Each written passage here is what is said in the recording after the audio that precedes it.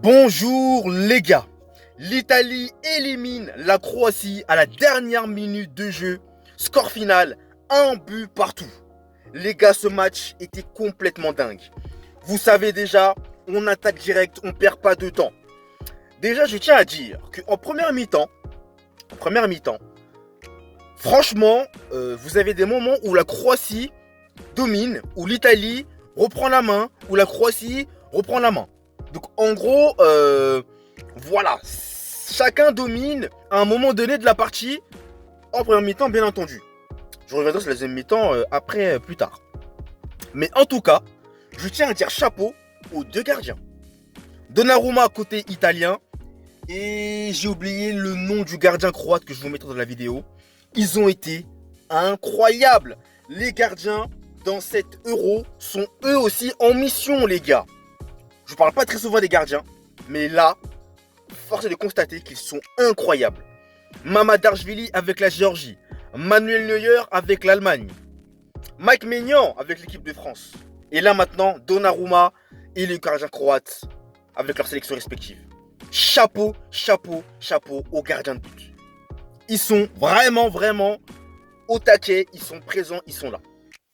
Mais donc, pour revenir globalement sur les joueurs, les joueurs, vous m'avez compris, hein, les joueurs côté croate et les joueurs côté italien. Eh bien, comme je vous le disais, donc, il y avait des situations assez intéressantes. Déjà, une première frappe côté croate qui était intéressante. L'Italie qui répond avec notamment des occasions. Bon, c'était pas non plus toujours assez clair. Donc, l'Italie a quand même eu du mal face à la Croatie en première mi-temps. C'était compliqué. Donc, au final, il y a eu 0-0 en première mi-temps. Ce qui est assez normal parce que bon, je dirais pas que c'était fermé, mais il y a un moment donné, on va dire vers la fin de la première mi-temps, ça commençait un peu à s'emballer. Donc il commençait à avoir plus de rythme, voilà, plus d'intensité dans les duels, ça commençait à devenir très palpitant et intéressant. Mais ça n'a pas débouché sur un but. Bon, les gars, première mi-temps, ok. Seconde mi-temps, là, ça va être intéressant. Et là, on va directement arriver sur le penalty raté de Luka Modric. Bon, là, je me dis, aïe, Modric, genre du Real Madrid, vous savez déjà, voilà, le Real Madrid, c'est mon club de cœur, pas besoin de vous le dire ici, vous le savez. Donc ça me fait quand même un petit peu du mal, entre guillemets, bien entendu, de voir Modric rater ce péno. Mais les gars, j'irai même pas quelques secondes, une minute plus tard, allez, on va dire une minute plus tard, action de la Croatie dans l'espace de réparation, Budimir qui dévie parfaitement le ballon, Donnarumma, arrêt réflexe, énormissime, et là vous savez qui surgit. En renard des surfaces. Je dirais même pas renard des surfaces, on va dire un peu, allez, un petit peu renard des surfaces. Luka Modric, qui nous frappe du pied gauche, magnifique, et qui permet à la Croatie de mener 1-0. Et c'est peut-être un Croate explose, tout le monde explose. Là, la Croatie, à ce moment-là, avait son destin en main avec ce score de 1-0. Mais à partir de ce moment-là, les gars, la Croatie ne va plus toucher le ballon. Et là, je viens maintenant aux Italiens. Parce que les gars, ça fait quand même 2 fois, j'ai l'impression, que l'Italie nous fait le coup. Contre l'Espagne, ils se font mener 1-0. Bon, but malheureux contre son camp. Pour faire un parallèle. Hein. Et ensuite, vous voyez l'Italie commencer à se réveiller. Voilà. Ils confisquent littéralement le ballon aux Espagnols. Mais les Espagnols, eux, ont été bien regroupés, n'ont pas craqué jusqu'à la fin. Contrairement aux Croates qui, eux, malheureusement, eh bien, je ne dirais pas qu'ils ont arrêté de jouer, entre guillemets, mais ils se sont fait aussi confisquer le ballon pour les Italiens. Et là, les Italiens ont commencé à se réveiller. Alors, on avait des occasions de partout. Ils touchaient tous les ballons.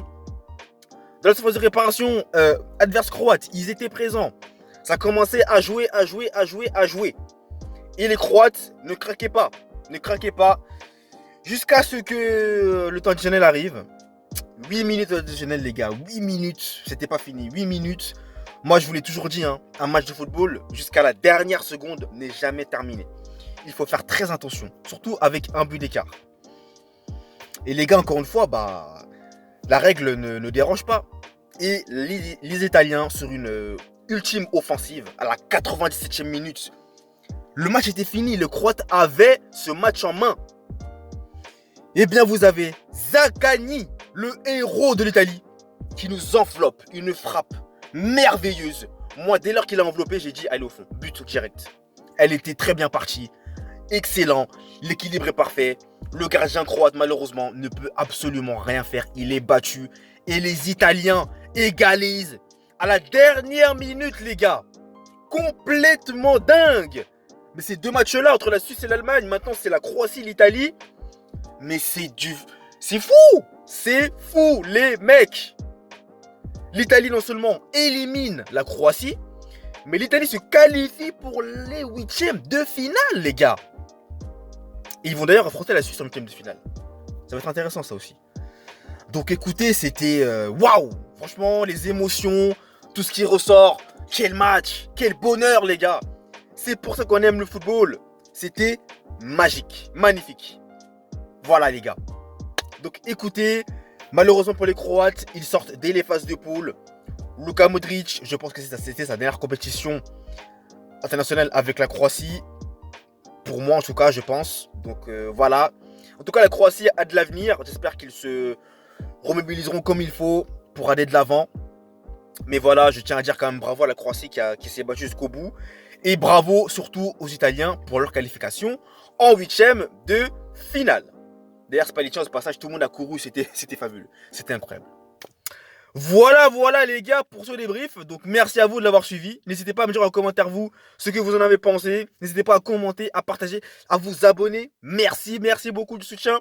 Ça fait hyper plaisir. Et nous, eh bien comme à mon habitude, on se retrouve très vite pour de nouvelles vidéos. Quand je dis ça comme à l'habitude, j'ai l'impression de parler comme l'observateur. Bon bref. Merci à vous. Allez, peace.